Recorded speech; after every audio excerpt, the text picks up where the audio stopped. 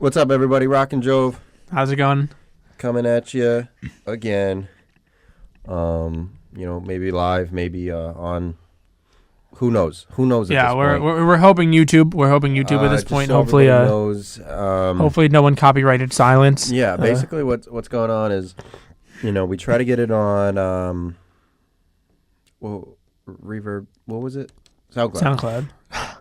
We try to get the episode on SoundCloud, and then they told us that there was a 3-hour limit on how much we can post. Okay, so we had to scratch SoundCloud, and then we went to YouTube, and we had to make it into like a movie or something. We basically had to add video because you need video on YouTube, and then whatever we got that all squared away, and then the next day, like we submitted it, and then the next day we found out that that there was copyright error. There was something wrong with some of the songs and that we were using. I don't know. So it's a lot of stuff. It's been a whole okey doke trying to get these episodes up. So that's why it's kind of been so spotty. But we're here today, so let's talk some basketball.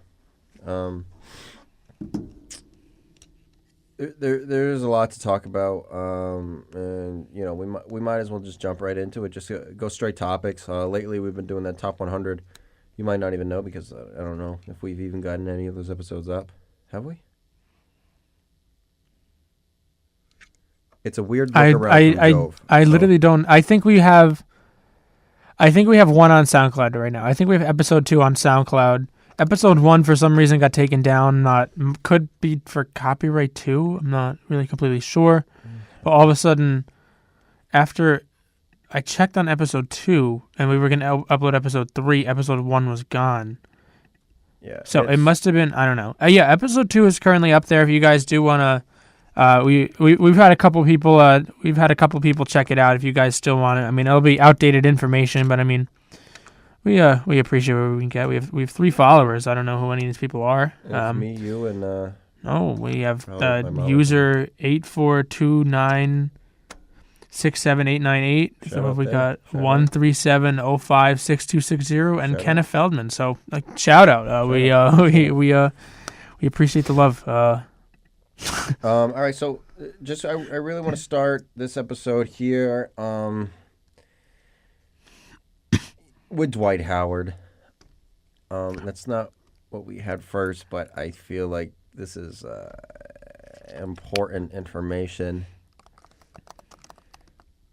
Okay, Dwight Howard. Let me get some stats up here real quick. Dwight Howard is a basketball player in the NBA. He currently plays for the Washington Wizards. I don't think he's played a game yet. Can we confirm that or no? No, he's been out for a while. He played a couple games in the beginning of the season. Did he play? Okay. Yeah, he's averaging 12 and 9. So he's on a basketball team doing basketball things. He used to play for the Orlando Magic. They were nasty. They went to the finals. And now there's a lot of stuff going on in the media with him. Do you wanna go ahead and just a very short? We'll give a synopsis here. Brief, tasteful synopsis. I don't know if this is possible to make this tasteful. So anyway, this NBA player Dwight Howard, who we were just talking about, used to be a great player. Yes, former superstar. I mean, now How many time All-Star? 1, 2, 3, 4, 5, 6, 7, 8. 8-time All-Star. Averaged 22 and 14 at his peak. I mean, he's not like washed, but he's like maybe like he's 33. He's been rinsed. Yeah. He's not soaking wet. Yeah, but he's damp. There might be a little bit of soap. A little bit of soap happened to make its way into Dwight Howard. So anyway, so we're gonna try to get the story right here. So Dwight Howard had a significant other he had a significant other who was a transgender woman, and so they were going out for a little bit, and she discovered that Dwight Howard was messaging another transgender woman while they were going out, and I mean she wasn't thrilled. She wasn't thrilled about that. I mean she said she was talking about it on Twitter, and where she outed Dwight Howard and said that, like, yeah, I understand, like, he's a superstar athlete, like, he's a massive celebrity. I understand, like, cheating might be what comes with the territory, and then, I mean, that's like, unfortunate in its own, but just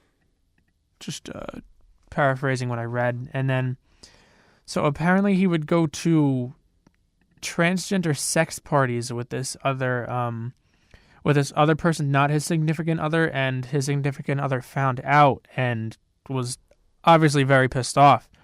And Dwight Howard apparently threatened her to not tell anyone about this, and like I think offered like bribes and whatnot, and like and basically said like if you tell anyone about this, like if you tell the media about this, like I don't have a quote exactly, but something along the lines of like I'll beat the shit out of you, something like that. That's what I read apparently, and yeah, so Dwight Howard's absolutely in hot water right now. Not looking good. Twitter just absolutely that's been like the trending topic for the last couple days. Annihilating him. Yeah, so I don't even know what to make of this. I think it's completely unprecedented. You know, we're not bringing a lot of gossip here by any means. That's not what we're trying to do. We're just trying to bring the news, and this is a news sports show, certainly, where we review the news, and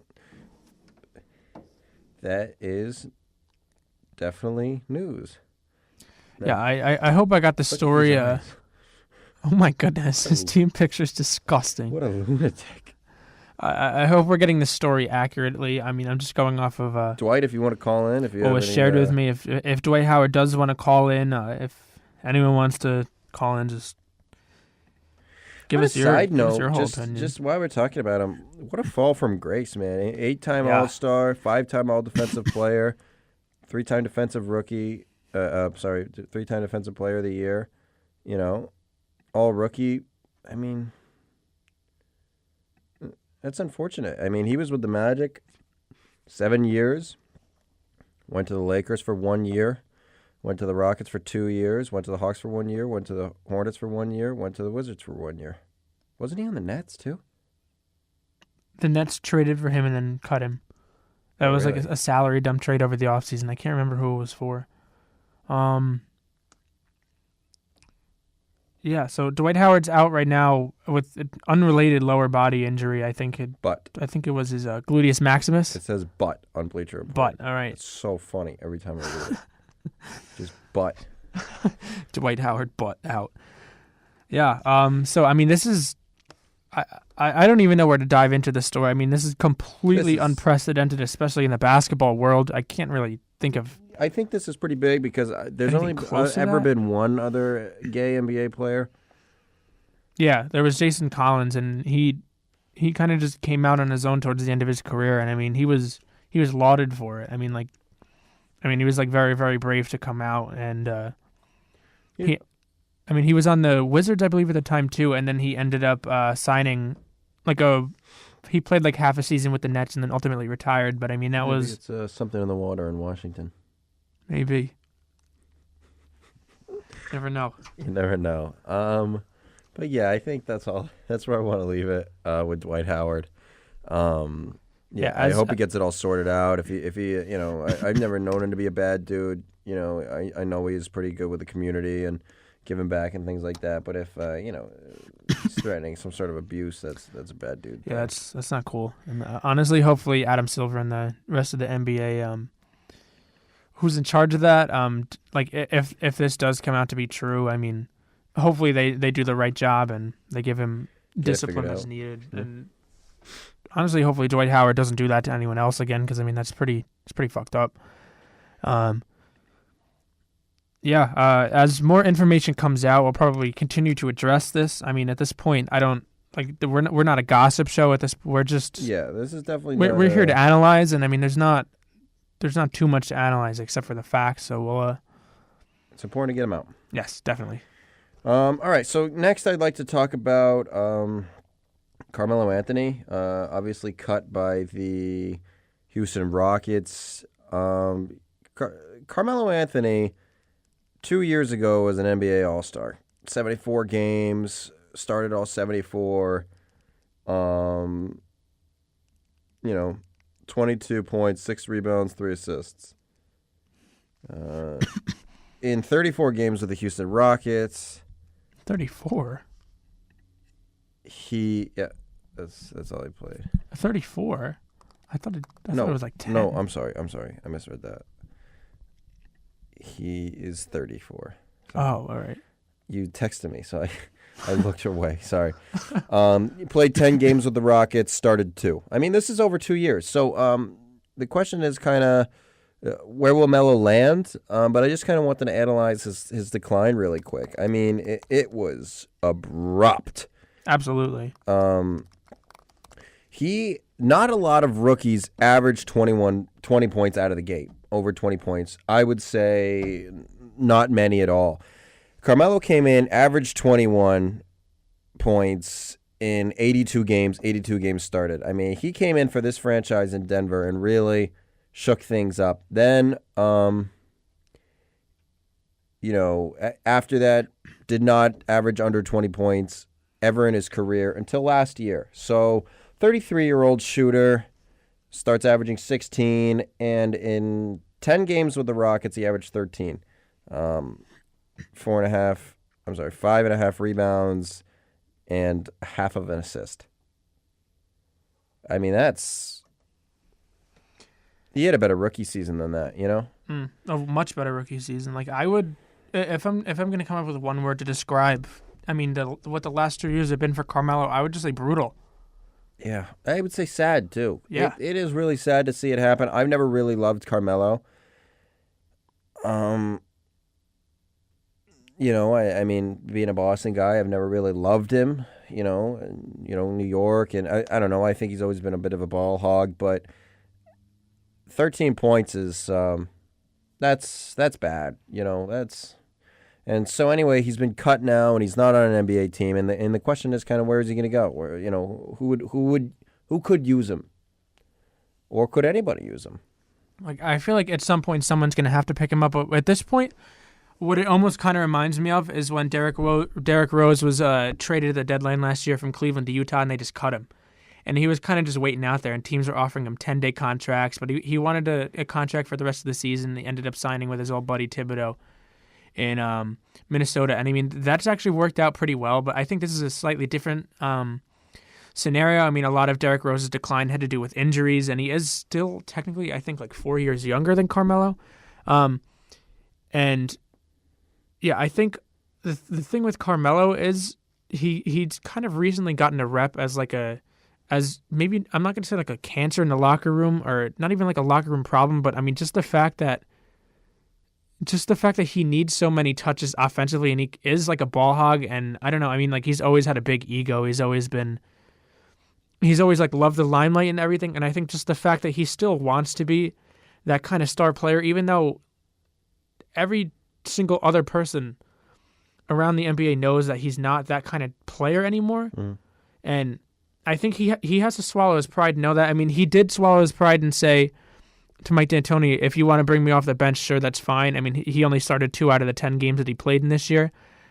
But before the season, he refused. Like, yeah, while he was picking a team, he's like, I'll absolutely not come off the bench. He's like, I know how to play this game way too proficiently to be coming off the bench. And that's like a lot of maturity. I mean, like, you're 33, man. I expect you to be very mature. You know what I mean? In the NBA, as far as, there are younger players that know their role better than Carmelo. So, I mean, the question is, where do you see him going? Where do you see him going? I'm gonna look at the standings real quick. I mean, I have a couple of options. I mean, obviously, a lot of teams that are in the mix. I mean, could look to add a player like Carmelo Anthony, especially an offensively challenged team. Just give me one, I'll give you one. All right. Give me one from the East and one from the West. All right, cool, because that's perfect what I want to do. I'll give you my team from the East first, and that's the Charlotte Hornets. Okay. Do you want to give me to give you my team from the East and West, and then you? I'll do my team from the East. I'll go the Magic. Fair enough. I think. Sorry, Wizards. Wizards. Wizards. All right, I could. What do you smile at me for? I don't know why you changed your answer from the Magic to the Wizards. Because the Wizards need to get their shit together. I mean, they do. Matter. Like, do you think the Wizards have to be a playoff team? Like, think about if they add a guy like Carmelo. I mean, they already have John Wall, who's underachieving, right? Mm-hmm. So you have Dwight Howard, who the last couple of years is underachieved. Let's just say he's underachieving this year as well. Yeah. Carmelo Anthony, right now, is underachieving. I mean, Bradley Beal's fine. Otto Porter's underachieving. They have a lot of underachievers, and they're kind of just bringing another guy who's recently underachieving into that they're all culture. Smoking cigarettes in the locker room. That's Do you ever get exactly that visual. I do. I mean, like Gortat was such a hard worker, and they were like, "Yeah, just let's just take Austin Rivers instead." Kind of a head case, daddy's boy. Let's just get him instead. Like, they just have a lot of players like that, and I mean, my God. And I mean, for years they've said John Wall and Bradley Beal have like a, I guess they, I maybe like a love-hate relationship. How like they've butted heads in the past, and they talked about trading Wall to make it Beal's team or trading Beal to make it Wall's team.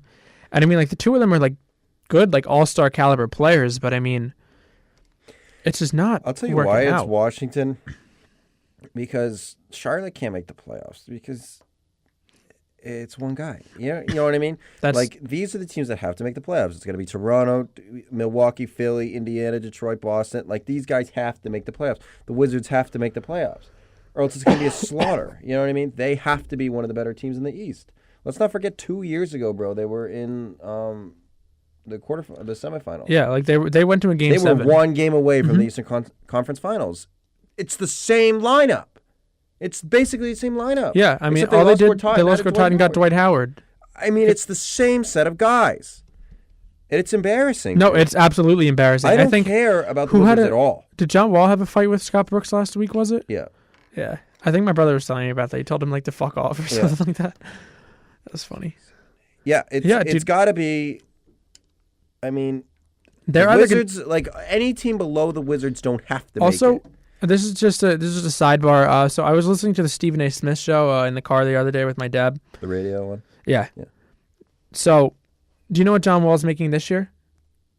Like, this year he's making $19 million. It's the last year from his old contract. Okay. So, starting next year, take a guess how much money he's making. He's already signed his deal? Yeah, he signed a max extension like last year. Well, that kind of gives it away, but whatever. He signed like a fat extension last year. Guess how much money he's making next year? 30. 38. It doubles from 19 million to 38 million. I didn't think they could get paid that high. Neither did I. Is he like going to be the highest paid? He has to be. I'm pretty sure he signed for like 200 million. But the thing is, it was a backloaded contract, so the number keeps going up and up. I'm pretty sure he said the year after that it's like $41 million. So John Wall is basically unmovable. I totally respect that, bro, because he is the greatest con man he is in the entire world. Oh, absolutely. He has literally convinced people that he is a very elite basketball player. It's astounding. He's like business 101, bro. He has like a group of disciples on Twitter. Disciples. My God. He's like should do like real estate negotiations or some shit, dude. He's incredible. How did he walk in there and say, "Yeah, I know I don't play that well and I'm always hurt, but I want everything"? And they were like, "Yeah, sure, just take it." I there's no words. I didn't realize that. I didn't realize that until Stephen A. Smith was talking about it, and he was just like, "That's unfortunate. There's no way they're going to be able to move that contract." Like, John Wall's still like an all-star caliber player. No, he's not necessarily playing like it this year. I mean, the thing is, he's not an all-star caliber player compared to the other all-stars. Like, it's easy to say, "Oh, like, this person is an all-star caliber player," but it's like, show me. You have to show me the Carfax. Exactly. Show me the Carfax. You have to have this many people I don't know why we're talking about John Wall. I think we were talking about Carmelo. Oh, because the Wizards. Okay, so it has to be. It can't just be like, oh, Tobias Harris is playing like an all-star. It's like put him up against the other all-stars. There can only be so many small forwards. He's not an all-star. No, exactly. John Wall's not an all-star. He's not. Like there's no. That means he. Because I mean, how many point guards can you really have in the all-star game? 5, 6? How many?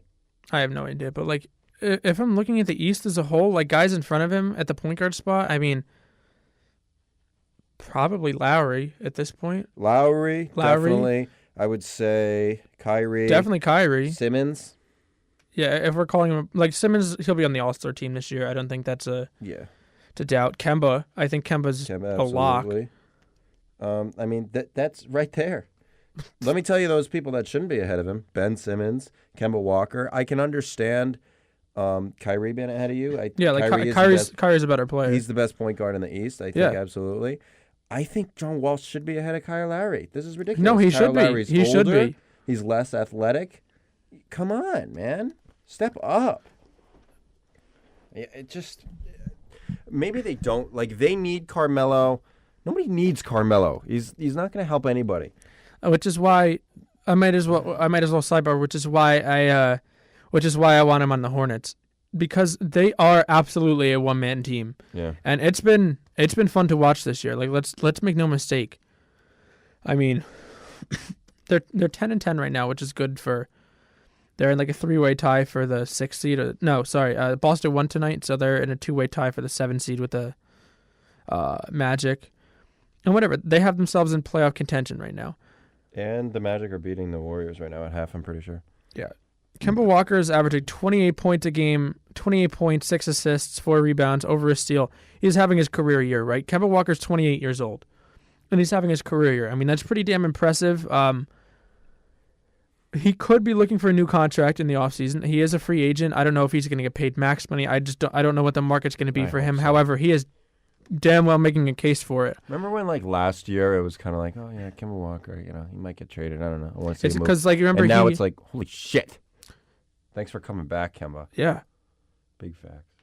Go ahead, sorry. I didn't mean to cut you off. And, like, I remember Kemba last year, he became, like, the Hornets' all-time leading scorer, and it was going to be like, oh, that'll be, like, a nice send-off. He'll probably get traded in the offseason, but he's still there.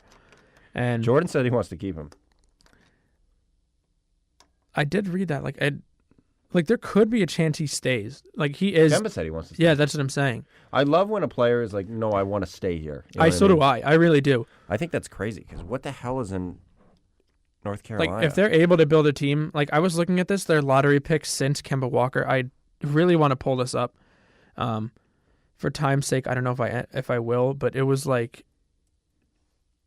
Let me see if I can get it real quick.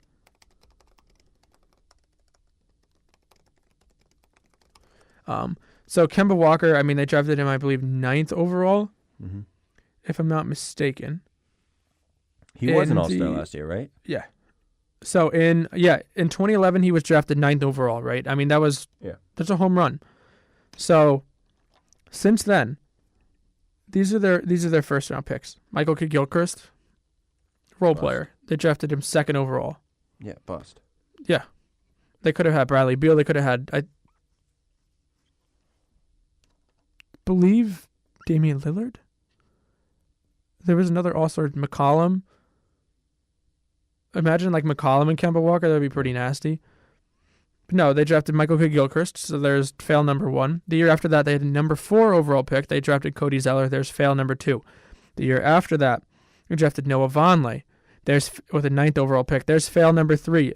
Let's go to the year after that. Frank Kaminsky, 9th overall.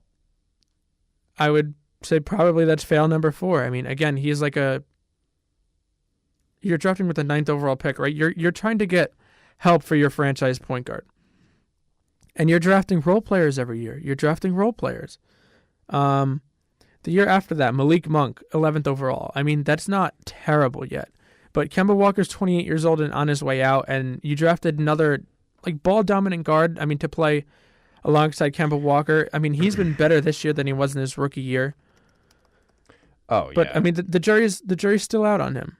Like, I'm not calling him a bust. I mean, he's averaging like 11 points a game, but that's just about all he's doing is scoring. I think really what you're going to need to do is maybe if you did have him on the Hornets, have Melo on the Hornets, it's going to have to be, here's the second unit, just go for it. Exactly. Like, they're just going to need... But he was really inefficient when he was doing that. I don't know, man. Just give me your West team right now. All right, so my West team, I almost don't want to put him on this team because it could fuck it up. But, I mean, this team's been fantastic so far, and the Clippers. It was absolutely Clippers. Yeah.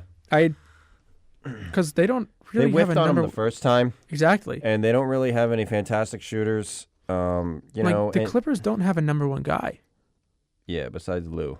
Like, they have Lou Williams, who's fantastic. And we don't need Melo to be the number one guy. He's proven he can't be that anymore. But we just need some more veteran leadership here. I mean, like Lou Williams, he's a sixth man. You're kind of like overexpending his role. Oh, you know absolutely. what I mean? Like you're kind of like you're using too much of him. You know what I mean? Like that's not his role. His role is the sixth man. You know what I mean? And he can step up and take that role if he has to. But it's not. It's like using your closer for like the entire game. Like that's not his role. You know what I mean? Absolutely. So if you bring in Melo, not great veteran leadership, but you will get a veteran, playing alongside Tobias Harris. They're similar players.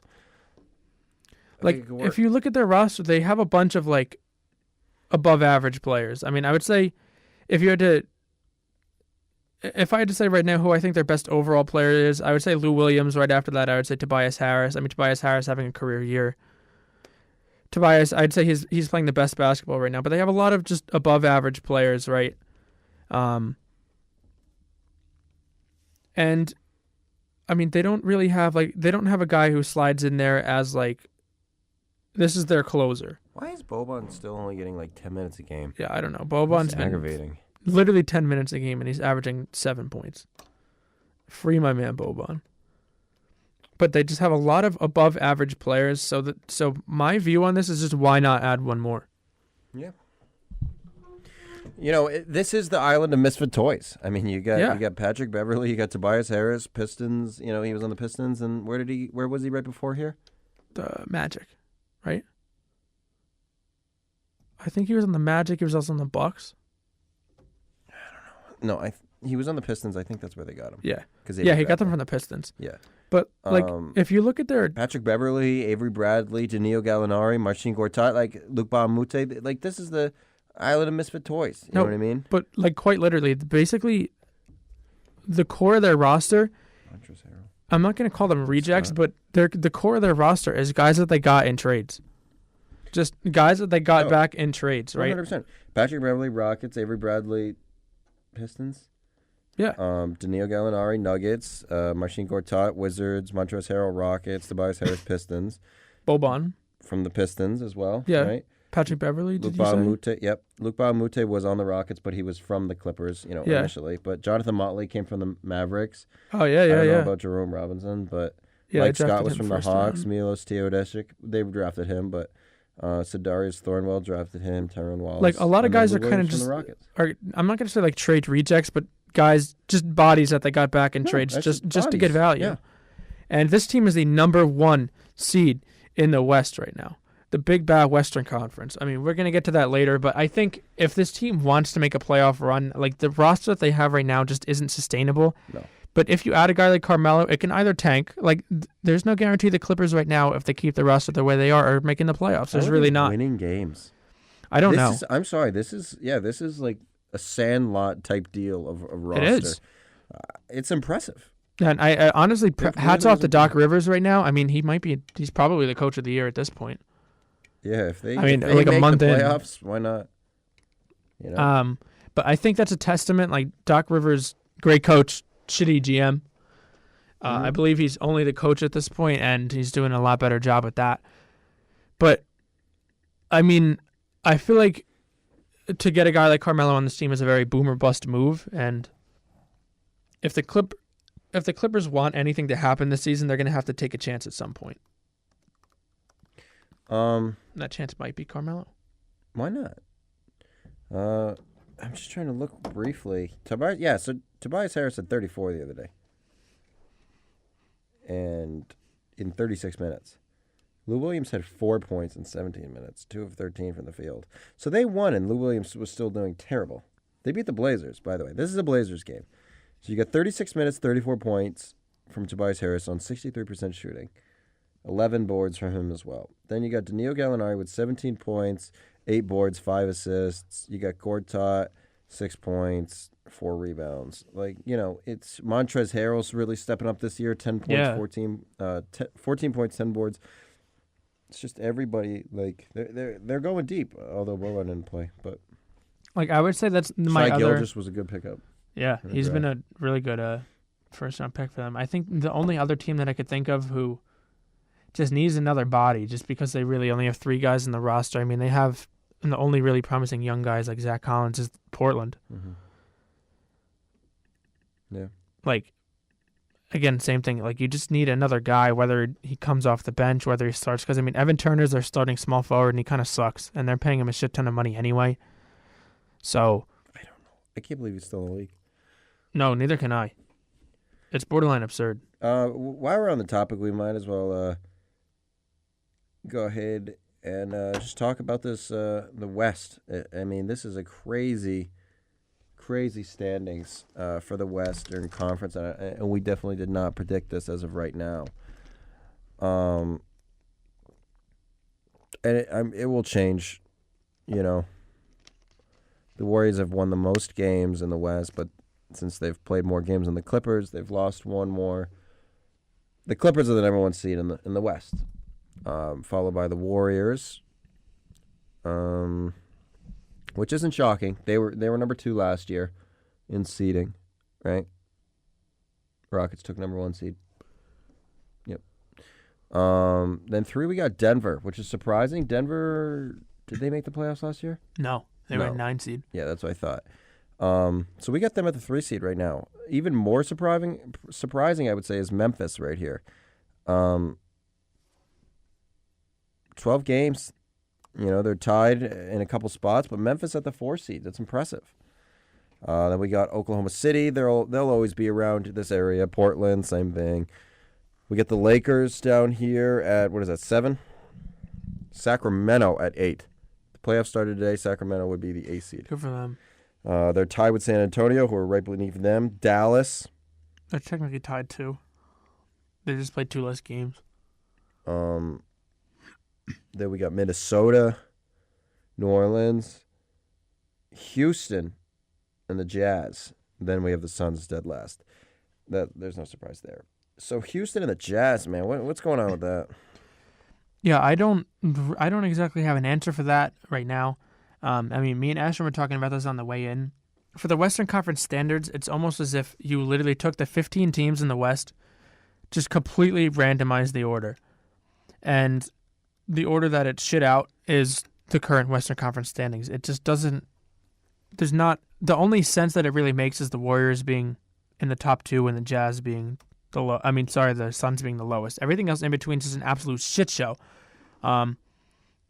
The Jazz at 14, I mean, like, if you look at it right now, they are only a game and a half out of the playoffs. So, I mean, I'm sure it'll work itself out. But just to have the number 14 next to your team after you made the second round last year, I mean, they played, who was it, the Rockets in the playoffs last year? They got eliminated by? I think. What are you talking about? Yeah. Yeah. I mean, I don't remember how many games they took them to. I want to say it was like 6. Yeah, yep. Yeah, so, I mean, they were the young upstart team, I mean.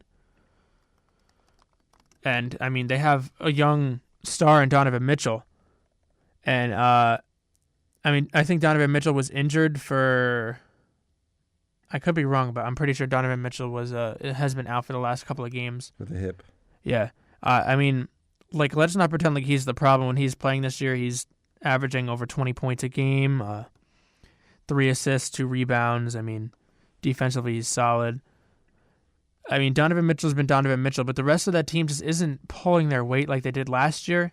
And then the Houston Rockets, dude, are just, what the fuck? Mm-hmm. Like, what the fuck is going on? It's pretty bad. I mean, Chris Paul has missed a game. He missed tonight. Harden had 54, 8 rebounds and 14 assists. I mean, that's pretty potent. I don't watch every Rockets game. I can't really say that that I've seen him be as consistent. I mean, I mean, but if you're an MVP, you don't just drop out, over 1 year. So, yeah, I mean, still on the season, I'm pretty sure he's been having like MVP numbers. Can we get it? Hold on, I'll check. Are you talking about James Harden? Yeah. Yeah, we get 30 points, 8 assists, and 5 boards. I mean, so it can't be James Harden. James Harden cannot be the problem. He's averaging an extra turnover, an extra foul, but other than that, I mean, these are pretty much averaging over 2 steals is pretty damn good. Yeah, Sorry, I mean, continue. These are pretty much the same numbers that they were last year. So it's got to be everybody else. And I think the Melo thing did kind of throw them through a loop a little bit.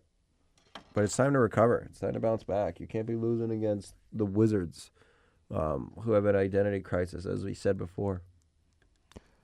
Yeah, I'm just gonna give another. I'm just gonna give another allusion to to what Stephen A. Smith was saying the other day. He says like the way to fix the Rockets is to once you can trade guys that just signed a new contract. What? Did we check if it was recording? Oh no. Oh goodness. Go ahead. He says whenever I think it's like December 2nd, you can trade for players who just recently signed a new contract. Yeah. He says they should trade for Trevor Ariza. The Rockets? Yeah. I know. He's making so much more money than he was. I know. And like the thing is, it just isn't working out with the Suns. The Suns are a joke, and the Rockets are a joke. Like Trevor Ariza's, let's make no mistake here. He's a glue guy, but they don't have a guy to. Oh no, this is off. Oh my goodness! If this isn't recording, this is gonna be terrible. We're gonna have to reread that warning just in case someone in Iceland is listening or something. Vocal warning. Oh boy. Anyway, we were talking about So I mean that's one possibility. I'm too nervous to even talk about this. If this isn't recording, I mean we've only been doing this for like an hour, but yeah, but still. Actually, not even like 40 minutes. But still. I'll still set this place on fire. Not this place, like a place.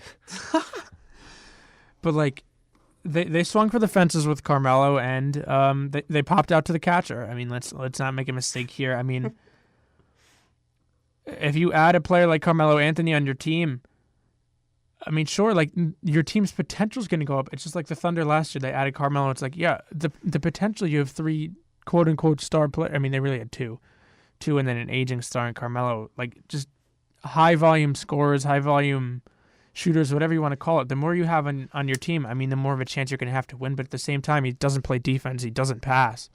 He's averaging like 0.5 assists a game. You said. Yeah. And it just didn't work. I mean, I know he's good. He's good buddies with Chris Paul and everything, but I mean, just to add another big ego like that into the locker room, it didn't work. And I mean, they're kind of just struggling to stay afloat, even though they won like 63 games last year, whatever the hell it was. We're good. All right, awesome. They won over 60 games last year, and to stumble through the gate, we're almost 20 games in right now, and the most that they can be is 10-10. That's pretty fucking embarrassing if you're gonna ask me. Well, I'm not going to ask you. Well, who gives a shit? I mean, again, they're only a half a game out of a playoff spot, so let's not pretend like the sky is falling here, but it's just been an embarrassing showing as a whole. You know what's crazy? Do you remember when James Harden was on the Thunder, bro? Yeah. Like, and Durant, and Ibaka, and Westbrook. And that team never won a title. Man. The first year he was averaging 16, and I think, what was the year that he won Sixth Man? Was it 2010, 2011, or 11-12? Do you remember? I'm going to go with 11-12 because I believe that was the year they went to the finals because 10-11 was the Dirk. Yeah, 11-12, he averaged 16 points, 4 boards, and 3 assists. Let's call it 4 assists. So 16, 4, and 4. And the 1 year after that, when he went to Houston, he was averaging 26, 6 assists, and 5 rebounds with almost 2 steals, man. That's crazy. That was the first year he was an All-Star. He's been an All-Star ever since. Yeah. That is like one of the worst GM moves ever. They traded him for a bag of beans, dude. It was like Jeremy Lamb, because a first-round pick that turned into dog shit. It was Steven Adams. That was the pick? Yeah. All right, well, Steven Adams is competent, but he's not James Harden. Yeah, it was literally just because they didn't want to pay him. Remember? He didn't want to dip into the luxury tax, and Harden was like, I don't need that much. And he was like, well, we don't want to pay you. So greedy. The Rockets ended up signing him to, at the time it was 4 years, $80 million. Everyone was like, oh, shit. And then the first 2 games when he was in Houston, he dropped 2 40 burgers in a row, and everyone was like, okay. So, yeah, it's just kind of... I'm kind of rooting for the Rockets just because make it interesting. Like, if James Harden can put up 30 every night, 50...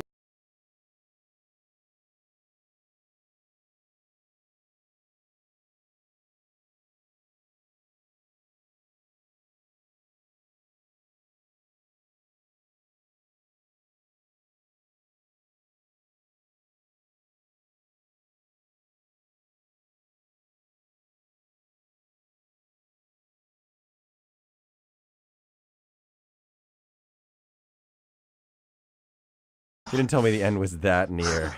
Like, DeMarcus Cousins is gonna be crazy, dude. It's gonna be it's not even gonna be fair anymore. Although with the whole Draymond thing, maybe, it's insane to me how, like, if they don't have Steph in the lineup, they just don't win. They just don't win games. Yeah, Steph is absolutely the catalyst behind that team. Oh my God, bro! Like, and I think right now they're losing by 14 to the Magic in the third quarter. And, like, correct me if I'm wrong here. Like, I think this is a big knock. Like, Kevin Durant, they're in Oracle, by the way. He's Sorry. still we could agree he's still the second best player in the world. Yeah. But, like, and, like, once in a while he'll go off. I think the other day he had, like, 43 at, like, 17 and, like, 9 or something like that. Mm-hmm. No, and, he's like, they still got the win. great. No, like, he's still great. But right now he has 28 points in 28 minutes. Yeah. Like, 11 to 22. Like, Kevin Durant is still absolutely great. But it's just weird. Like, Kevin Durant can be out and Steph Curry will will them to victory, but Curry will be out and Durant's, like, put up great numbers, but they'll lose. Why is Draymond Green still not playing? I have no idea. It's ridiculous to me, though, because it's like, it's kind of embarrassing. Like, you have 4 top 15 players in the league. Easily, Mm-hmm. Would you say 4 top 20 if you really want to get to it? You have, like, 2 people that are the best at their position. Not really Kevin Durant, but like, he's second best in the world. He's so, like, the best small forward not named LeBron. Yeah. So, and Steph Curry, I'd say, is the best point guard in the league. Yeah, I don't think that's a debate. And you have second best shooter of all time, Klay Thompson, and you have basically a Dennis Rodman type player in Draymond Green. And you're about to get the best center in the league, and you can't win when you're missing 2 of those guys? I mean, against the Magic? Look, let's not pretend Kevin like their Durant bench is 30, bro. Let's not pretend like their bench is complete and utter dog shit either. No, they have Iguodala, who was a Finals MVP like 2-3 years ago. They still have Sean Livingston, right? Then they have Quinn Cook. Quinn Cook has been balling. Who's up and coming. Kevon Looney, Jordan Bell. I mean, they haven't been playing him enough. Jordan Bell. Yeah, I mean, that's the price you pay. You know what I mean? So you have to establish a team good enough to beat the Magic if you're missing Steph Curry. Yeah, I mean, the thing is, like, if we look at the Warriors, I mean, this is probably the most drama that the Warriors have had, I mean, since their era started 4 years ago. I mean, it's kind of embarrassing. I mean, some of the teams they've lost to, just some of the shit that's come out between Draymond and Kevin Durant, like, that's just not championship material locker room behavior. But, like, if you look at their main competition, you got the Rockets, who already exiled one of their guys who was supposed to be a key player this year, and their team's not even 500. You got, I don't know, and then just basically a bunch of random teams. And, like, if you're the Warriors, you're not scared of anybody in the Eastern Conference. I mean, and then whatever, I don't even know if the Lakers are supposed to be competition for the Warriors, but I mean, they've been okay. You don't think they have about it, LeBron, honestly, and but, like the Warriors should be embarrassed of the way they're playing, but I think it really should be Kevin Durant that should be embarrassed. yeah, You have to be able to lead your team to victory when And it's just kind of like showing who's like the man of the house. And Steph Curry. Like, you showed up, Steph Curry already had a title. You showed up, Steph Curry won another title. I mean, yeah, you were Finals MVP, but it's his team. John, that's something funny. What? All right, so do you remember how I think it was probably like 2 weeks ago on this show we were like, bro, Draymond Green's averaging 7 points a game. He sucks. Mm-hmm. He's down to 6.9 points per game. Ew. Well, soon we're going to have to round down. Anyway, like I was saying, like, How? you got to be Kevin Durant and be like, I'm going to show up and I can still lead this team. Like, you still have Klay Thompson, an absolute weapon. You have to show me that you're good enough. I mean, wasn't it the whole thing with Kevin Durant? Like this you're team not good should enough. Like, this team should just still be steamrolling everybody. I understand if you're going to lose games here and there to the Rockets, or like the Spurs will always steal one every year, or like Russell Westbrook goes off and just because he hates everything that the Warriors stand for and whatever, and him and versus KD, and like they'll lose a game like that. But I mean, there's no reason why this team should even lose more than like 15 games, like 20 games max if you have injury problems. And I mean, this team's have some injuries. I mean, I don't know what the deal is with Draymond right now. Steph Curry's missed a couple games. I think that's just what's so great. I think that's why I'll always like Steph Curry. Like, I just always will. No, I mean, exactly. Not only is he so good, but this is his system. And it's not a boring system. It's a very exciting it's system. so exciting. Like, I remember when they gave Steve Kerr the job. Like, Steve Kerr used to be an announcer. I remember when it was like Steve Kerr will coach the Warriors. I was like, all right. And he came in, made a really exciting basketball. He picked up where Mark Jackson left off. But, like, if they're missing Kevin Durant, Steph Curry can still will it. He's still, he's still such a great player. Steph Curry, he's just a winner. He is. He really is. Such a great attitude. I love him. He's never been overly cocky. He's never been like, F you, F this. Yeah. Kevin Durant does that to fans. Shut the F up, that kind of thing. Like, Steph Curry's not about that. You know what I mean? Yeah. I don't know. Like the most he'll do is like shimmy or like. Yeah, and you got like hit a three and like run around the court like a 10-year-old. But like, who cares, dude? I hit that emo button in Fortnite all the time, dude. All the time. Like, you're telling me when you're running fives at the gym, I mean, scores 20 to 20, win by 2, and you can't hit 3 to win it, that you're not gonna start running around the gym doing the airplane and shit. Like, nah.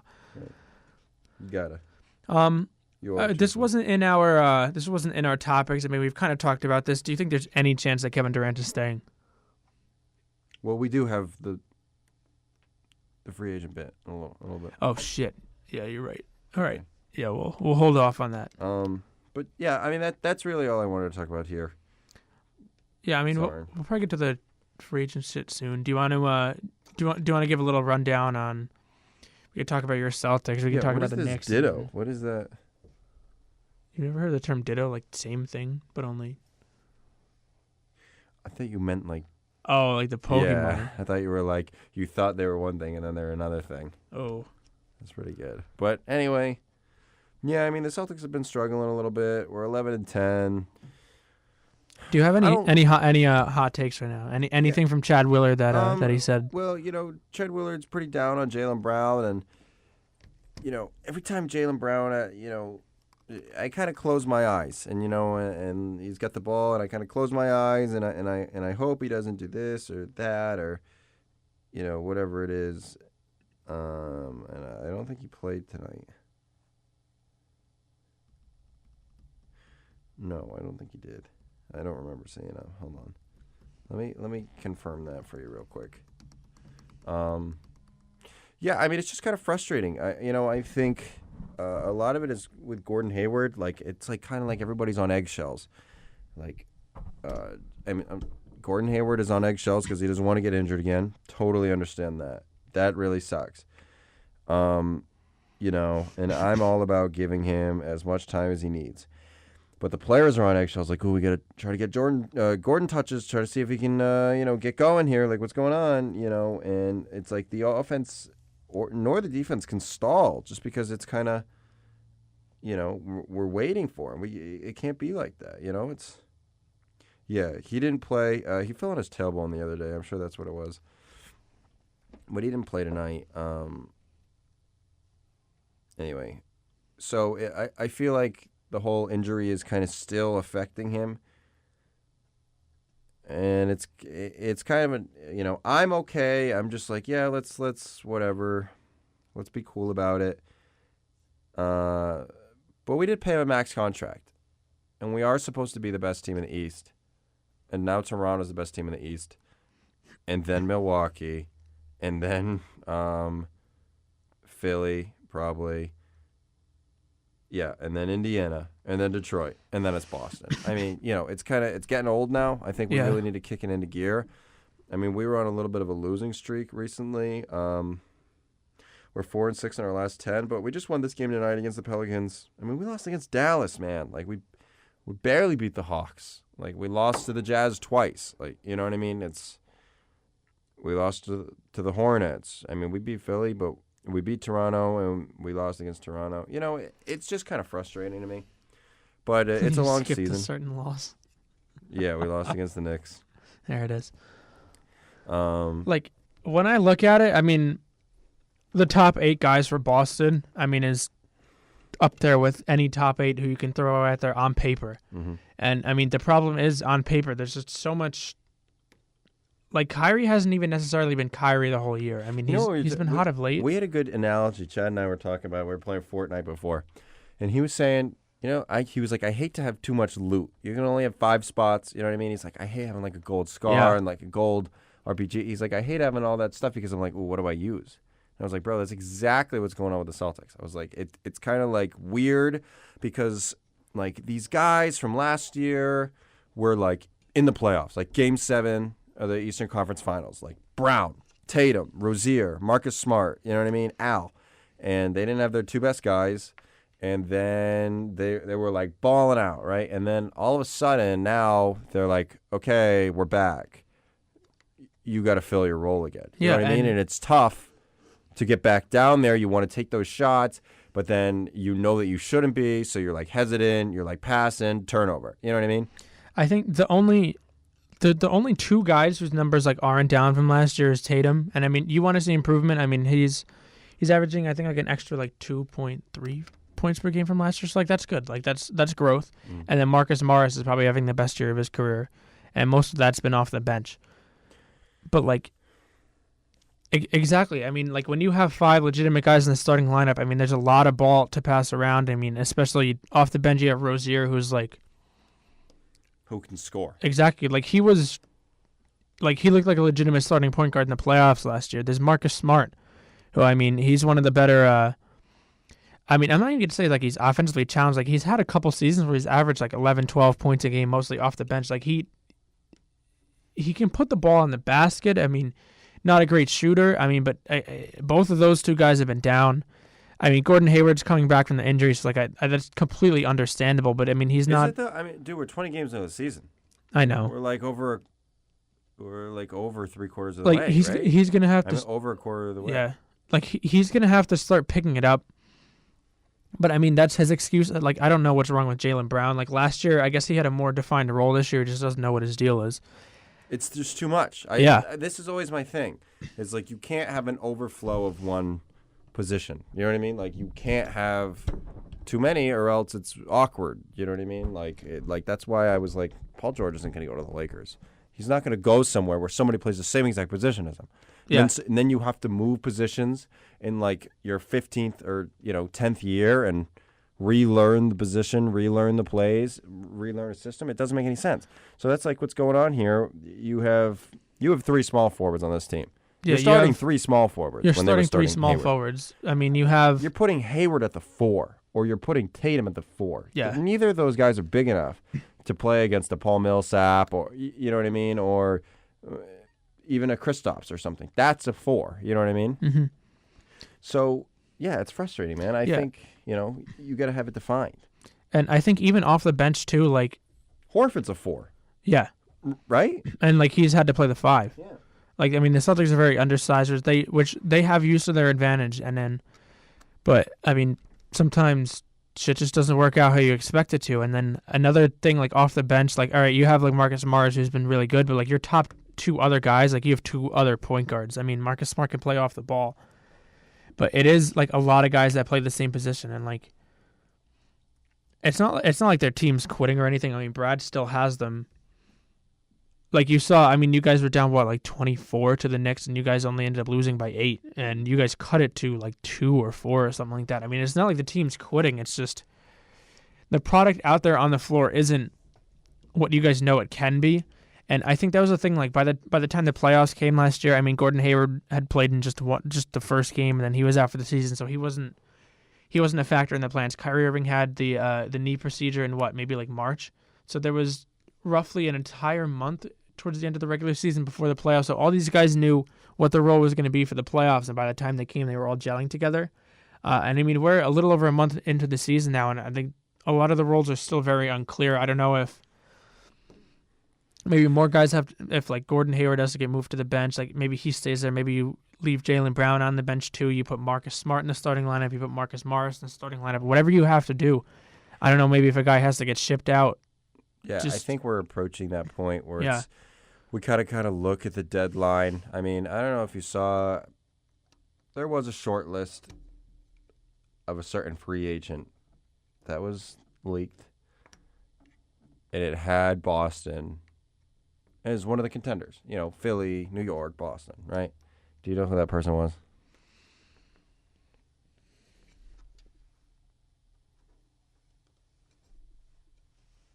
Is this the usual guy who you talk about?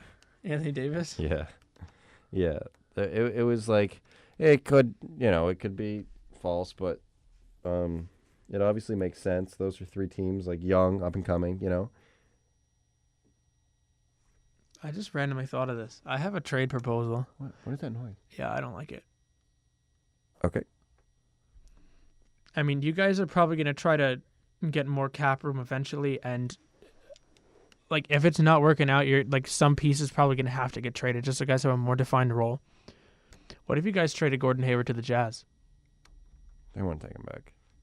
But for who? I mean,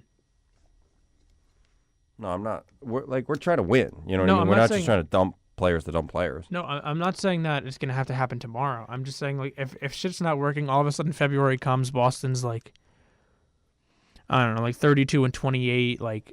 Yeah, but we wouldn't be. I'm just saying, hypothetically. The Jazz are like the 10 seed. I know, but we're still trying to win. We're not just going to that would be taking major steps. This is a hypothetical, all right? All right, well, it's a stupid hypothetical. All right, okay.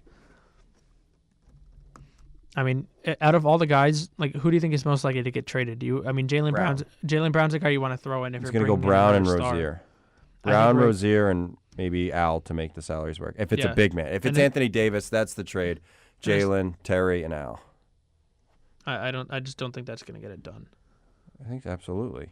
I think Jaylen Brown's been, like, none of those guys have been very good this year. Terry? Al? Yeah, they have. Terry's averaging 7 points a game. Yeah, but he's coming off the bench. But like last year off the bench, he was averaging like 12 a game. Okay, but like, I mean, you saw what he did in the playoffs. Obviously, him and a Drew Holiday combination would work really well together. Brown fell out a little bit. Like, Brown would be a small forward on that team. You know what I mean? He would absolutely have to be a small forward. I'm just saying that's probably the best trade. I mean, that's 2 young guys, one who's already on a contract. You know what I mean? I don't see them moving Anthony Davis unless he's gonna be a free agent completely, unless this just completely falls on its face and Anthony Davis is just like, yeah, there's no way. He said he wanted to stay, but also he's gonna. They're not really making moves to help him. I think the only way that he actually gets traded to another team is if they're like the 12 seed come by the trade deadline and Anthony Davis, there's some kind of shit going down. Coach is going to get fired, and Anthony Davis is just like, yeah, this isn't working here. And I also don't know if Boston would make a trade midseason just because they already have so much firepower. Like, they have so many guys that they're trying to work out. Yeah, but it's awkward when you have guys another doing the same role. No, I know. It's that, I think Boston's best chance at Anthony Davis is in free agency as opposed to a trade. Well, yeah, I'm trying to get him in free agency, but you need to free up that cap space. You know what I mean? So maybe a sign and trade is kind of what I'm hoping. You want to give a little Knicks rundown? Yeah. They've been playing pleasantly, surprisingly good basketball of late. We in the past week we played Portland. We played them pretty close. We ended up blowing. I think it was like a 7-point lead at the beginning of the fourth quarter. And we ended up losing by 4. I mean, it is what it is. Damian Lillard kind of just he iced the game. But I mean, David Fizdale just has guys playing good basketball. I mean, if you look up and down this roster, there's really like 2 guys you would say like, oh, whatever, like this guy could start on like an average NBA team, whatever. Like 2, like Tobias Harris, Danilo Gallinari, like 2 type players like that, and I would say that's Hardaway and Cantor. Like both those guys have been pretty good. The thing with Fizdale is he's not afraid to just play the young guys. I mean, he's been starting Mitchell Robinson over Enes Kanter a lot. And I mean, Cantor wasn't the most thrilled about it, but he was kind of just like, whatever, I'll do it anyway. He's averaging 15 points, 12 rebounds. Tim Hardaway Jr. is averaging over 23.3 points a game. Like, guys are having their best season so far. And I mean, we are in a 3-game win streak right now. We beat Boston, we beat the Pelicans, and then we beat Memphis last night. David Fizdale's returned to play his old team. But I just think my thing with the Knicks team this year is that David Fizdale, I mean, I would say is absolutely maxing out the talent that he has in this team. Like, if you look at it, like, this just isn't remotely a playoff team. I mean, you have a couple of young guys who, like, could maybe be future, like, pieces of the core. I mean, Mitchell Robinson's a ridiculously good defender. He's averaging 2 blocks a game in only 17 minutes. I mean, his big problem is that he just fouls too many people, but, I mean, he's been awesome. I mean, Frank Ntilikina, his offensive game's still a work in progress. He's got to be more aggressive, but I mean, he's like surprisingly, well, not necessarily surprisingly, but he's been like one of the under the radar, one of the better perimeter defenders in the league. And Kevin Knox, I mean, he's had his fair share of struggles from the field. Again, he's only averaging like 17 minutes a game. He's not gotten a ridiculous amount of minutes yet. But I mean, when his 3-point stroke is on, he's good. I mean, he's a long player. He's like 6'9", 6'10", like very athletic. Like, once he puts it together and once he gets more comfortable in his own skin, he'll be good. And then obviously with no Kristaps, there's just not the guy. So I mean, Tim Hardaway Jr. has taken over like the chucking role. But I mean, when it comes to maxing out the talent on his team, I mean, there's not a ridiculous amount. But I mean, I talked about Hardaway and Cantor. I mean, Trey Burke.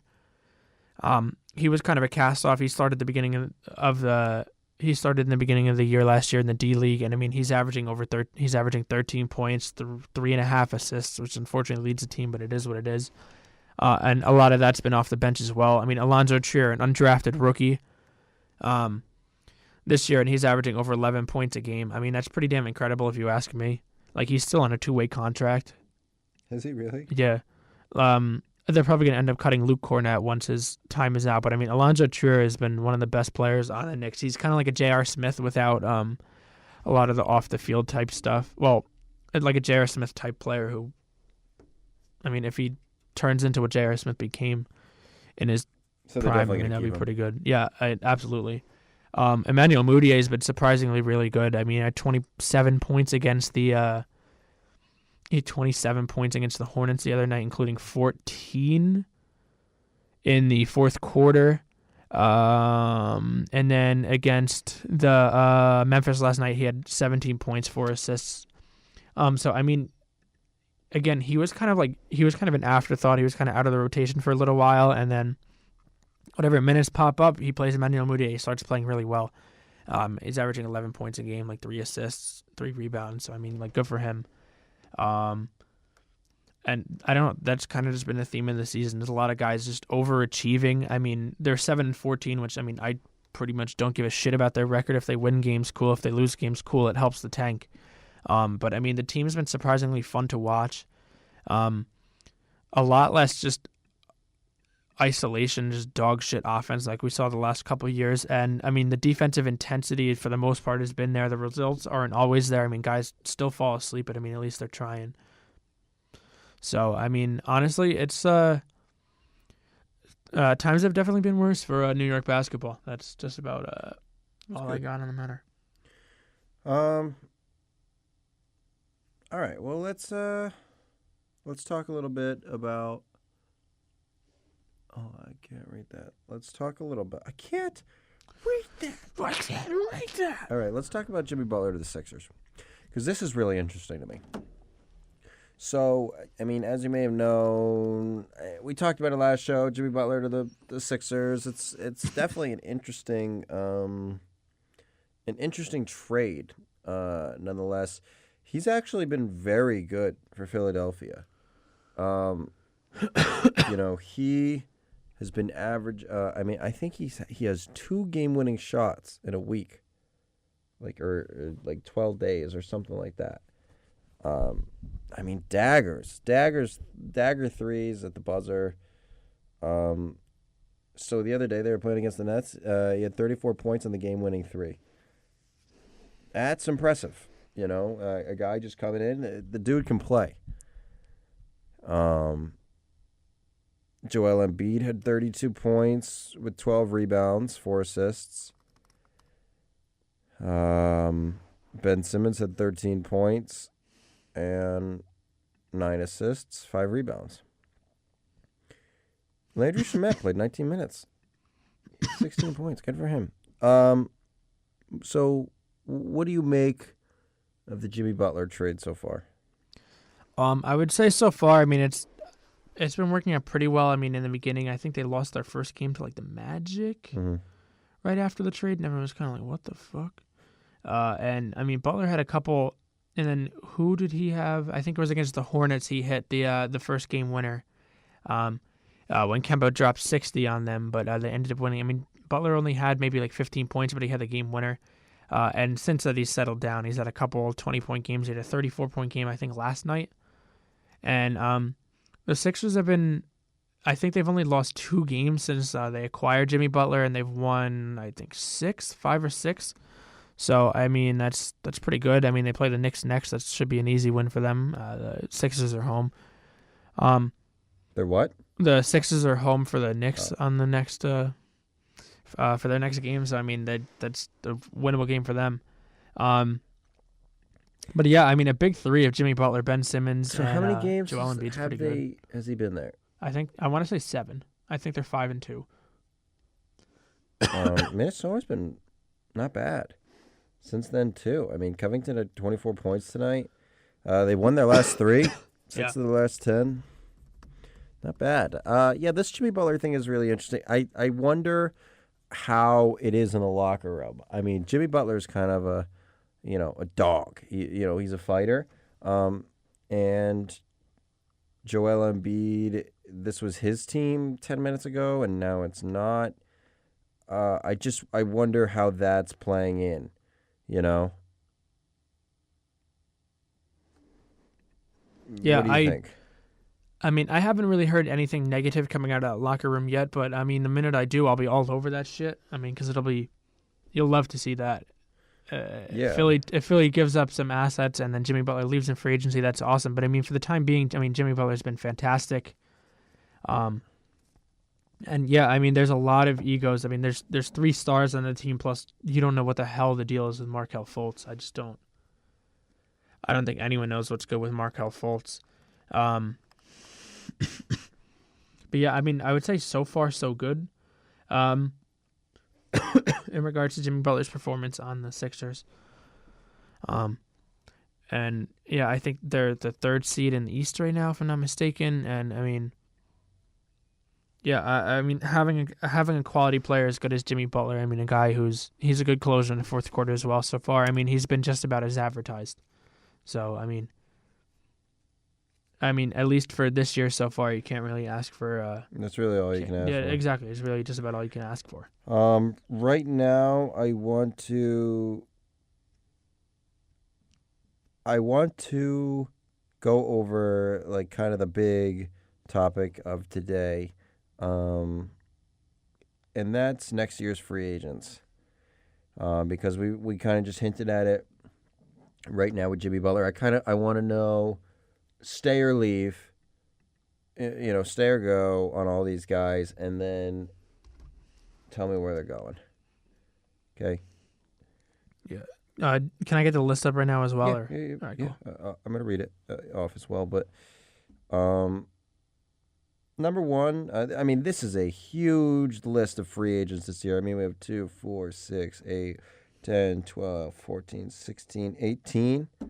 And I mean, almost all these guys have been all-stars.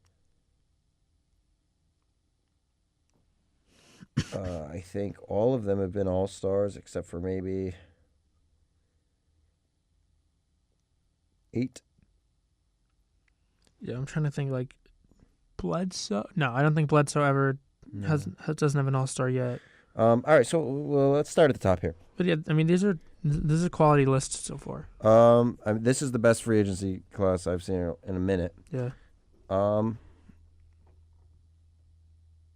I mean, players from basically every top team. Okay, number one, stay or go, Kevin Durant. He's ouchie. He's out. I would say. We'll just say stay or go. He's I'll going. say stay or go. Then we'll go teams. Yeah. All right. You're saying go? Go. I'm definitely saying stay. 100%. He's not Definitely leaving. saying stay. Oh yeah, he's not leaving, dude. He's not going anywhere. Do you think Draymond's gone? No, I don't think that's big of a deal. You know what that is? That's like when we're on the court, when you used to play basketball, when you used to be athletic and actually could play basketball. Yeah. You know, you take some whack ass shot, and I'd be like, Joe, what the hell, man? I'd be like, that's some shit, dude. And you were like, well, maybe if you went down and got the rebound. And I was like, no, dude, F you. And, you know, it's a nice little screaming match, and you get off the court and whatever, you dap up and you go home. I think that's all that was. It wasn't anything more than that. Draymond's a go-getter and Kevin Durant's a pussy. I mean, everybody knows it, you know? So if I know somebody's a pussy, dude, I'm going right at him. Especially if it's something like intense like that. Because I think the thing is like that this isn't the first time. This isn't the first time, and I mean I think this is probably the worst episode of that so far. I don't know. I mean, like don't get me wrong. I really want him to leave. I really do. Where's he going? So I'm trying to look at right now. Let me tell you why he's not going anywhere. Do you think the Warriors fans would rather lose Kevin Durant or Draymond Green? It's obviously Draymond I don't know. Green. It's obviously Draymond Green. Like the thing is, Draymond He averages Green. 6 points. I know, but the thing is, like listen, like think about this. Like Draymond Green, isn't he making a max contract? No, he's not. No, we think he's like making 15. All right, not like a super max, but like whatever the max contract was that he could sign a restricted free agency. I thought he signed that. He's making a shit ton of money. I think he's only making like 15. Hold on. Whether Durant stays or goes. Draymond autocorrected to Drayman. Draymond Green. J-Man. Well, so his initial contract was 14, but now it's up to 17 because it's backloaded. So he'll be making 18 next year. It might almost make sense for them to trade Draymond. Not at the deadline, but maybe during the offseason, whether Durant stays or leaves. He'll be a UFA the year after next. I mean, Oh, that's not that bad then. yeah. But I like don't know. Okay, so where do you think Kevin Durant's going? that's what I'm looking at. Like they'll always say the generic. it's too There's soon. always the generic teams, and like I just don't. I don't know if I know where he's going yet. You know what this is like, dude? This is like when you hop on with your squad in Fortnite. You hop on, dude, and you might have a couple bad games, but you're not gonna get off. You just got everybody together. You know what I mean? Like you're gonna keep playing I thought for the next 6 hours. I just have a different analogy. Like Go ahead. like trying to pick where Kevin Durant's gonna go is like before you even see where the bus is dropping. Us going like, yeah, let's go salty. Yeah, like not even knowing. Yeah. Yeah. But I'm saying he just got there. He's not leaving. He'll do another 1+1. Maybe after that, he'll think about leaving. He's not. I don't know. Do you really think Kevin Durant can have his own team? I mean, I know Kevin Durant can have his own team. Whether or not he can win a title with his own team, I don't know. Okay, And that's I think at the end of the day, if he really doesn't want to go down as a bitch, he's going to have to do that eventually. And could you imagine how crazy the first game? Could you imagine if there is a legitimate falling out, like him and Draymond start just wailing on each other on the court or some shit, whatever the fuck happens. Like, they have a huge falling out. He leaves in free agency. Could you imagine Kevin Durant returning to the Oracle for the first game? How that would go down? Yeah. That'd be incredible. But he's not, like, he's a big man when he's talking to fans. He's like, shut the F up. But he's not tenacious. I've seen him fight LeBron, like, one time in a verbal altercation. But LeBron has literally been his demise until he joined the big boys, you know? But hear me out. I know I always say this, but hear me out. What if, when he was considering the Warriors, there was a second team that he was considering. Do you remember what that team was? And there were multiple teams he was considering. It was between two. It was the Boston Celtics and the Golden State Warriors. 100% it was.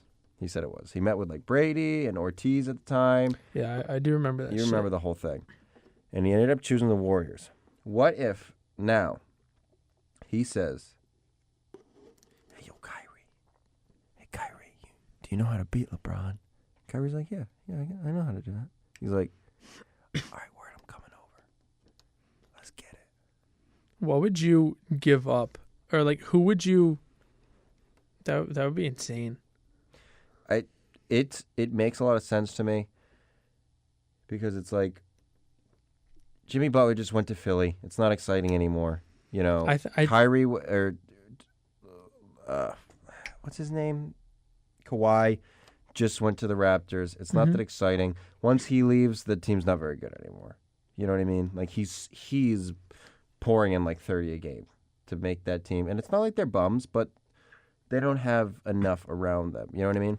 If he goes to Boston and Kyrie Irving is the point guard, and let's say Al's the center, and it might not be. It might be Anthony Davis. Who knows? Call, you're getting very ahead of yourself. Hold on, wait. A team of Kyrie, Kevin Durant, Anthony Davis, and Jason Tatum. That team beats any team. It sounds like you did a good job in 2K. Thanks. But anyway, seriously though, I think it's a legitimate possibility that Kevin Durant could end up in a Celtics uniform if that's something he wants. If he wants to have his quote unquote own team, you know what I mean? Because Kyrie wants the team, but Kevin Durant's not the kind of guy that needs his own team. He just wants to play on a team and win. You know what I mean?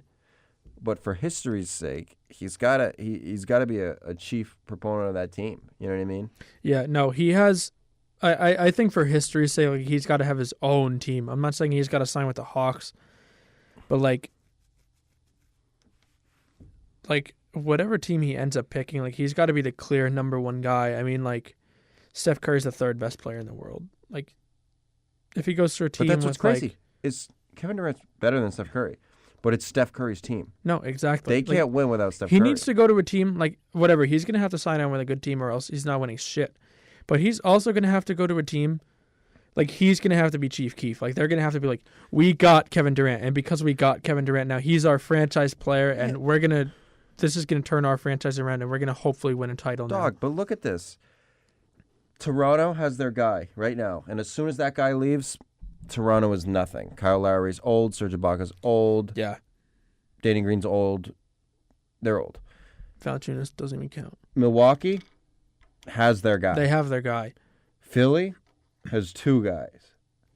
Indiana has their guy. He might not be, if Kevin Durant went there, he would be better. He would than be the guy. Oladipo, No, he would be the guy. But it's his team. It's still Oladipo's team. What he did for this team, it's his team until he decides he doesn't want it anymore. You know what I mean? Mm-hmm.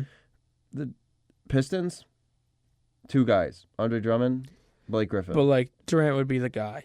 That would be his team. Yeah, but it's still Andre Drummond getting those rebounds, putting up those points. You know what I mean? He's going to need a roster. I mean, unless he's like, yeah, I'm going to sign with the Bulls. But look right here. It can't be Charlotte. It's Kemba Walker. And after that, do you really want to dip down? Orlando doesn't have a guy. They'll always hype up the Wizards because that's where he's from. But he's not going to want to play with them. Like John Wall's a bad guy, but he's their guy. And then after that, Brooklyn, Miami, New York, it just doesn't matter. Even New York has their own guy. Yeah. What is all this dirty shit on my laptop? What the fuck? Sorry, it's all dirty. If we look at the West. Yeah, sorry. Let's get to the West. I hope he doesn't go to the Lakers. Nuggets have three guys. It's like that's the thing is if you have a big three, fine. If he goes to the Nuggets though, I mean he's far and away the best player on that team. Yeah, but That would be exciting. But they're still But it like just top doesn't- 30. You know, like if Like, like you have- Jokic is a top 30 player. Jokic is probably top 20. Like he could be top. Like he could be top 20. But like I'm saying, once you have a big three, you don't need a guy. You don't need one guy. You know what I mean? That's kind of what I'm saying about the Pistons. Like they have a big, 2, maybe 3 guys. So you don't, I mean, What could be really interesting is Dallas. yeah, but I can't see him in a Dallas uniform. No, neither can I. The Rockets, ew. I wanted him to team up with LeBron. I did. No, I really don't want to see that. No, I do because No, but can the 2 best players in the world beat any other team? First of all, do you know how awesome it would be if they didn't win a title? Second of all, I don't want to see that shit on the Lakers, dude, because the Lakers just have done absolutely nothing. They've done nothing to earn I don't want that. to see it on the Lakers. No, Yeah, exactly. You're right. Yeah, you're right. Okay. If it was, I've said it since Cleveland though. I've wanted them to team up. Like if they both Like teamed up, no Steph Curry, no Damian Lillard, just those 2 players, and you get to pick the rest from the 99-cent bid. You know what I mean? it would be interesting. That's what I want to see. Just man. not on the Lakers. Just no. No, not on the Lakers. I If think. LeBron is for some reason like request, I would even say on the Spurs. But to me, I think Boston's the far and away the best thing. I mean, the Sox just won, the World Series. It's like it is like a championship culture. You know what I mean? It is a very winning history. I think you guys will have to be a little better than 11-10. Yeah, but maybe he looks and he's like, he just like calls Danny Ainge and he's like, "Hey, I know you have 3 small forwards. How about 1?" You know what I mean? I'll put Tatum at the 2. Out of the 3 of those guys, I keep Tatum. I don't think. Yeah, I think you absolutely have to keep. I don't think even he has think the that's- highest. That's a no-brainer. I mean, like Gordon Hayward was a star the last time he played, but you just don't know what his deal is. I think out of the 3 of those guys, the guy with the most value right now is definitely Tatum. Mm-hmm. I mean, and everyone will talk about KD back to the Thunder until eternity. But I mean, realistically, Boston is higher than Indiana and Detroit. They'll be higher at the end of the season. So Yeah, it's no, like, they will. but you really got to pick like a top 4 seed in each conference. You know what I mean? And like, let's not pretend that the Clippers will be this. I mean, this is obviously like a fluke right now, but really, it's going to be like Houston, Utah, Golden State, and I don't know, maybe OKC or maybe Denver or Portland or somebody like that. But all those teams have their guy, or they have a big 3. You know what I mean? I think the Jazz, it's Ingles, it's Donovan Mitchell, and it's Gobert. That's a 3. You know what I mean? Somewhat. Well, that's their big 3. You know what I mean? Like they might not have a guy like Donovan Mitchell's the best player, but he has a supporting cast of those 2 other guys, and that's a strong triangle. You know what I mean? I mean, yeah. Like the thing is, There's like no triangle on the Clippers. It's Lou Williams. That's it. It's like Tobias Harris too. You know what I mean? no. I feel like on each team you either have a guy or you have like a triangle, where it's like one guy's slightly better than the other, hence the point of the triangle, but the other 2 guys are still really strong. You know what I mean? That shit's not happening in Milwaukee. It is one player on that entire team. The other players are good, but it's that guy's team. Same thing in Toronto. You know what I mean? Yeah. All right, we got a lot of guys to get through, and we already I'm spent sorry. like 20 minutes on Jesus KD. Christ, bro, you're absolutely right. I mean, the thing Wow. is, we could go through maybe like That was 5 my guys fault. tonight and then continue.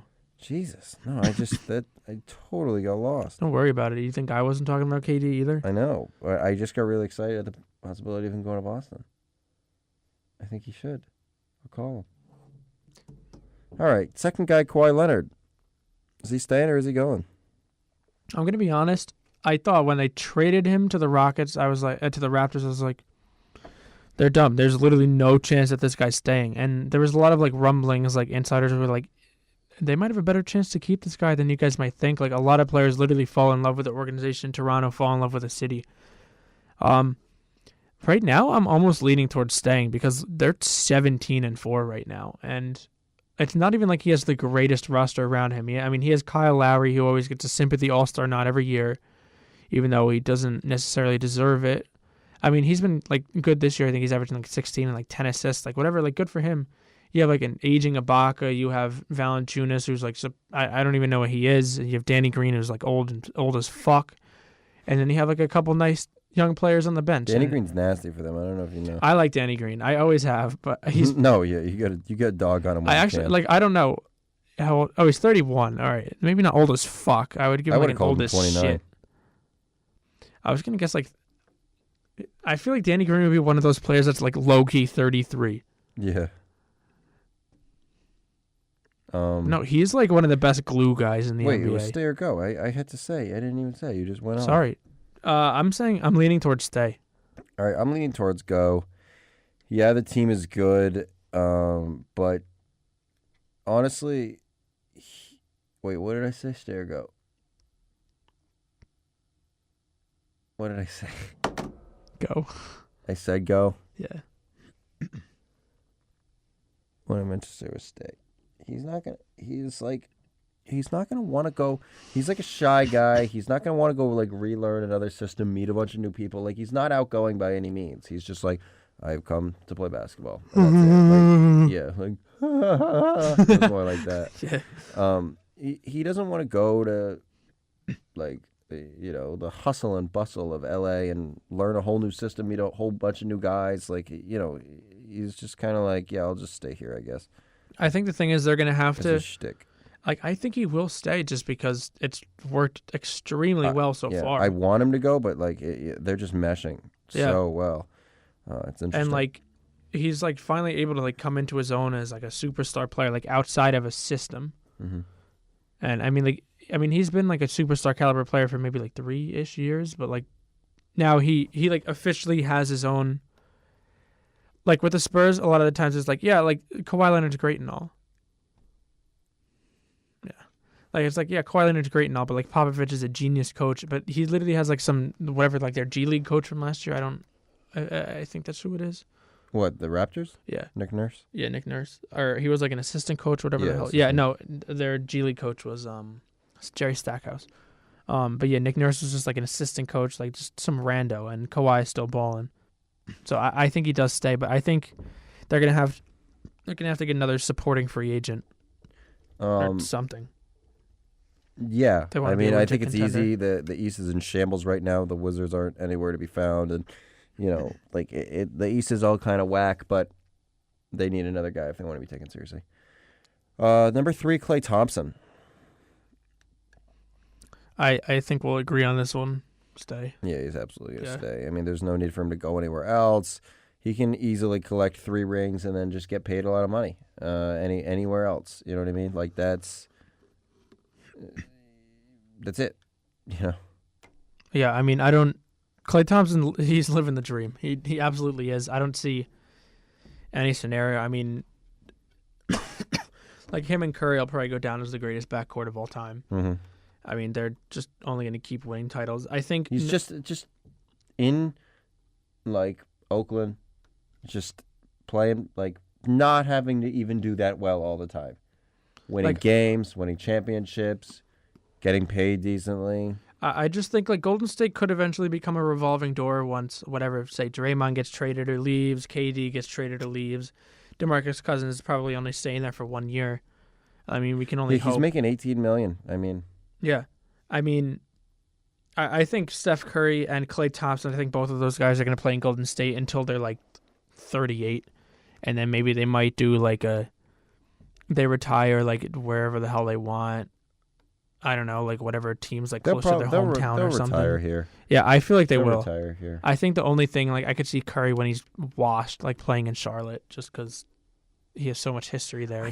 I feel like I can't see them leaving. No, like they've just given so much to the area and they've given so much back to them. Like I don't know. I'm talking like this would be like a Tony Parker scenario, but I think Steph Curry's already so much accomplished. So much from.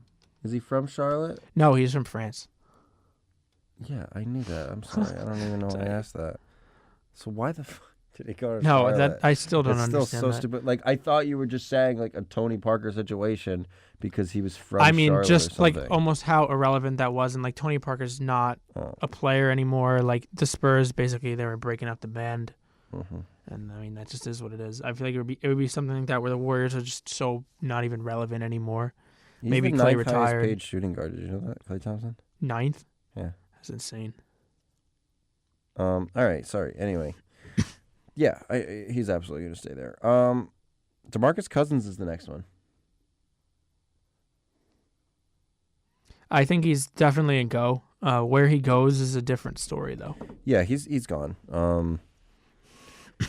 He's definitely gone. I mean, Anthony Davis said he hopes to get him back on the Pelicans. He's such a wild card. We have no idea because this Golden State shit was absolutely insane.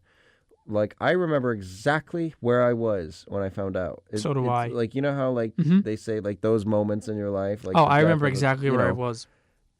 I remember exactly like looking at my phone, reading everything. Everything about that, and I was in such a terrible mood. I was. I was so upset. I don't even think it was.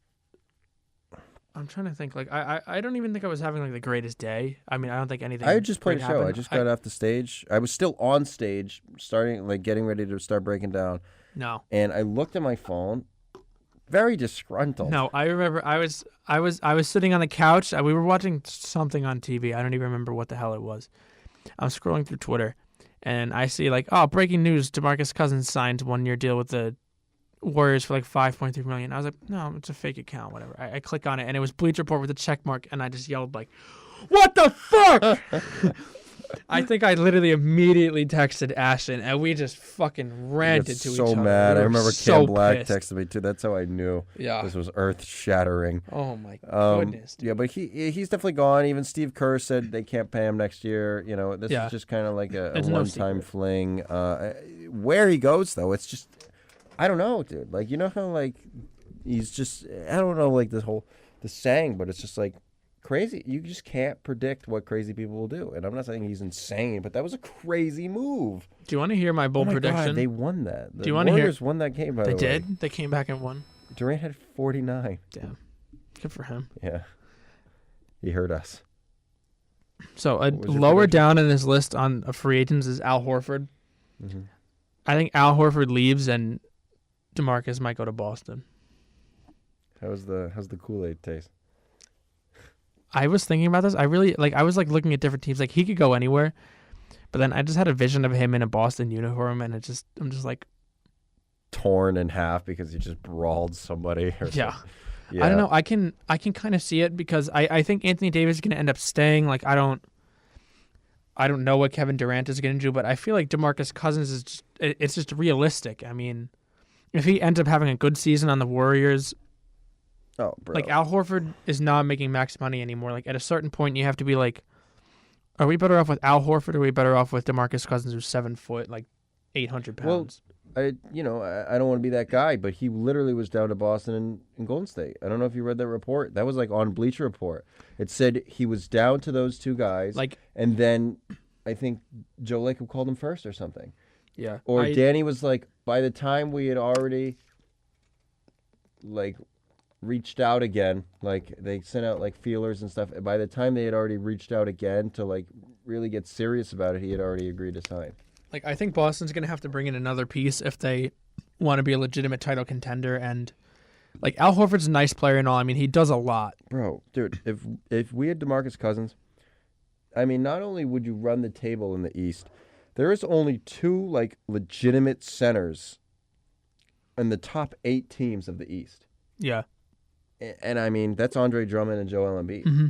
I mean, that's it. I mean, I think when healthy, I think Embiid's the only player who might be better than DeMarcus at the 5. Ooh, I don't think so. I think DeMarcus is a better player. I'm saying Joel like is fantastic. No, like exactly. I'm saying the guy who just might. Maybe. Yeah, like the guy who can be in the same conversation. Well, yeah. Like Anthony Davis, I mean, he's supposed to be a 4. Yeah.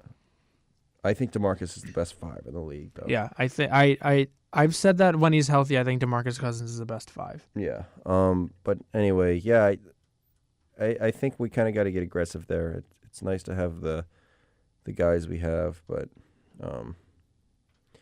if he's a free agent and he'd already expressed interest in Boston, maybe that's what he was trying to do. He was just like, I'll just go win a title, and then you guys will pay me a lot more money, you know? Mm. But I think with Al, we kind of had an understanding. It's like, yeah, you'll opt out, because that's what it is. He has to opt out, I think. It's like you opt out of your contract. We'll give you like 15 for like 3 years, and you can just chill here for however long, you know? What do you? We could probably go a couple more. Do you want to go up to Yeah, we'll just keep going. Do you want to end on like Butler? Yeah. So we get Kemba next. He's a free agent. I think he stays. I think as long as he doesn't get traded at the deadline, he stays. Yeah. But if he does get moved at the deadline, I think he can look at to go anywhere. Like I see the Pistons as a team who might try to trade for him at the deadline. It makes sense. There's like a lot of spread talent in the East. Why not just hike it all up to like the top 6 teams? Yeah. You know what I mean? Like, and I think like Cleveland, Kevin Love is still a really good player. Kevin Love is just shoot him up and give him to like, I don't know, Indiana or something. You know what I mean? Oh, could like, you imagine that, yeah, dude? Like, why not? Same thing with the Knicks. No offense, Kevin Knox, Kristaps, just shoot him up. No, hold on to those fuckers. But yeah, I think he stays. Do you think he stays in free agency? agency?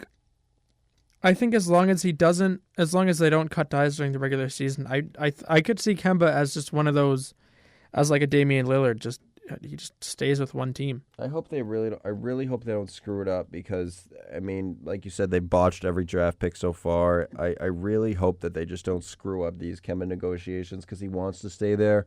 And I like when players get what they want. I mean, they work 365 days a year, man. Like, they are tough dudes. You know what I mean? And they get paid fantastically, don't get me wrong, but it's like I want them to have what they want. You know what I mean? A lot of the time. Yeah, especially like Kemba Walker's always such a likable guy. Such a good dude. Yeah, like you never hear anything bad about him. You know, I don't know much about his personal life, but if somebody does something bad, you know about their personal life. Yeah. A la Dwight Howard.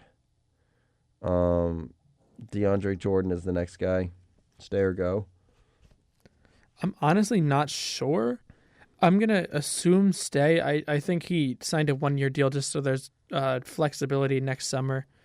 Because, I mean, Barnes is going to be your free agent, and at that point, Dennis Smith's going to be in his 3rd year. Doncic is going to be in his 2nd year. I mean, they're going to have a lot of young players. Dirk might maybe have to sign on for one more season if he wants to. He's crazy. He is. I love Dirk, and I hope he plays until he's like 80.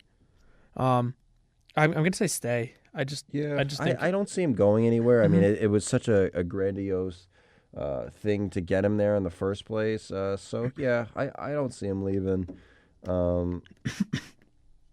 Yeah, I just don't see him leaving. And we'll say last one for today. We'll go Jimmy Butler. I'm gonna be optimistic here and say he leaves. Yeah, I'm gonna hope he leaves as well. I think he's going to find out that, oh, shit, this isn't my team. This is Embiid's team. And I think that's what he wants, right? Like, what is his deal? Does he want his own team? Or I don't know. I'll be honest. Does he want the people around him to work really hard? I don't remember what his shtick is. I'm, like, looking, like, different teams where he can go. I mean, I think just about any team Charlotte. would be, like, he could go to Charlotte. If they want to take it seriously, get rid of Nick Batum. If they want to take it seriously, they go after Jimmy Butler and DeAndre Jordan hard. Wow, that'd be crazy. This offseason. Hard. Honestly, if they want to be taken seriously, I would love the Knicks to go after Jimmy Butler if they have a max slot open. I mean, they'll have to work some kind of shit. I don't know if the Knicks have enough to offer. They'll just be like, yeah, we have Kristaps and a bunch of young guys. I mean, I don't know if that's gonna be enough to entice a guy like Jimmy Butler, but I mean, could you imagine if Portland could get him? I want Portland to get another guy just because I really like that they have 2 guys that are just like, yeah, we're loyal to this team, but they literally just have no other roster. I always find it tough when a team just has like 1, 2, 3 though. Like to me, you gotta have like 1, 3, 5, or you gotta have like 1, 2, 4. You know, you gotta have it like spread out a little bit. Exactly. But Hornets would be lit. Yeah, I think, you know, if they sign Kemba Walker and they're like, look, we're really going to make a push this year, this is it. But that's the thing is they're not begging him. He's kind of begging them, like, let me stay. You know what I mean? Yeah. And it's kind of awkward, I feel. But like they'll have to move Batum's contract. MKG's probably making double figures. Like, Yeah, they really got to try to push for DeAndre. I mean, Kemba Walker has recruiting power. He definitely does. Oh, absolutely. All-star, just a fantastic player. I mean, never anything about him in the locker room, so. I think another team who should absolutely try to go after him is the Raptors. If they're able to bring back Jimmy Kawhi. Butler? If you have Jimmy Butler and Kawhi and Kyle, Well, they kind of play the same older position. Lowry. I mean, like Jimmy Butler would obviously have to play the 2, which like he's done before. Yeah. There'd be a Like, that lot would of be- defense. It would be a lot of defense. Like that could be the one. Like they're not going to have on paper more talent. I mean, they're going to have 2 star players, but they're not going to have more talent than a lot of other I contenders. mean, that would but be they'll shutting have teams defense. down. Exactly. Like, Kyle Lowry's a good defender. He is. But anyway, that does it for Rock and Jouve tonight. Thanks to everyone who listened. Thanks to everybody. We'll try to get another episode up by Thursday as long as Yeah. everything works out. Yeah, we really hope YouTube Let's go. doesn't shut us down this time. Take care.